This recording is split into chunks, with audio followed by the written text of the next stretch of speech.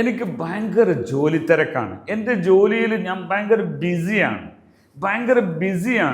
എനിക്ക് ജോലിയുടെ ഭയങ്കര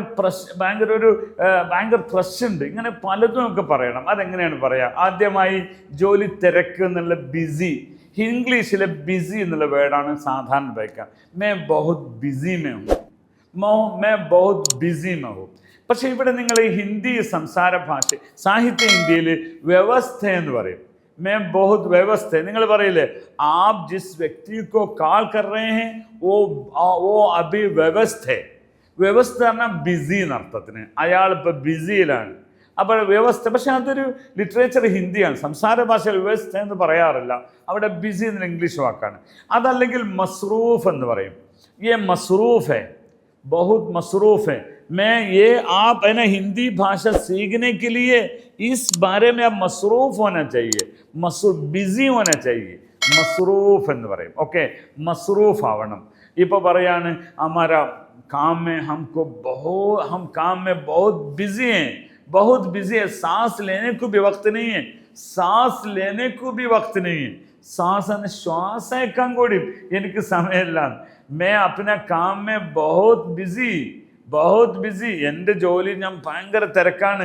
സാസ് ലേനേക്കു ബി ടൈം നെയ്യ്, വക്ത് നെയ്യ്, ഇങ്ങനെയൊക്കെ പറയാം. അപ്പോൾ കാം എന്നാൽ ജോലിയുടെ തിരക്ക് എന്ന് പറഞ്ഞാൽ മസ്റൂഫ് എന്ന് ഉപയോഗിക്കാം. വ്യവസ്ഥ എന്ന് പറയുന്നത് സാധാരണ ലിറ്ററേച്ചർ ഇന്ത്യയിൽ വ്യവസ്ഥ എന്ന് പറയും. ഭയങ്കര തിരക്കാണ്. ബിസി എന്ന ഇംഗ്ലീഷ് വേർഡാണ് ഇവിടെ സാധാരണ ഉപയോഗിക്കാറ്. ബിസി ഹേ ഇപ്പം നമ്മൾ ഫോൺ ചെയ്യാണ്, ആ ഭായി ഓ വ്യവസ്ഥ എന്ന് പറയില്ല, ഓ ബിസി ഹേ, ഉസ്ക ടെലിഫോൺ മൊബൈൽ ബിസി ഹേ.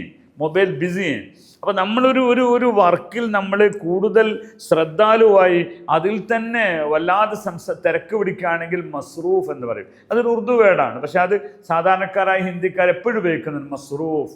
ആ മൊബൈൽ पे इतना मसरूफ मत होना, आपका जिंदगी खत्म हो जाएगा.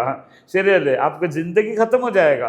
നിങ്ങളുടെ ജീവിതം തന്നെ നശിച്ചു പോകും നിങ്ങൾ മൊബൈലിൽ ഇങ്ങനെയൊക്കെ ബിസി ആയി കഴിഞ്ഞാൽ. അപ്പം ബിസി, मैं बहुत बिजी हूँ, ഞാൻ ഭയങ്കര തിരക്കാണ് എനിക്ക് എന്ന് പറയാം. ഓക്കെ, അങ്ങനെ ഹിന്ദിക്കാരെ പോലെ നിങ്ങൾക്ക് ഇത്തരം വാക്കുകൾ സംസാരിക്കണോ? ഹിന്ദി യൂണിയൻ അക്കാഡമി ഫോളോ ചെയ്യുക. ബഹുത് ധന്യവാദ്, ശുക്രിയ.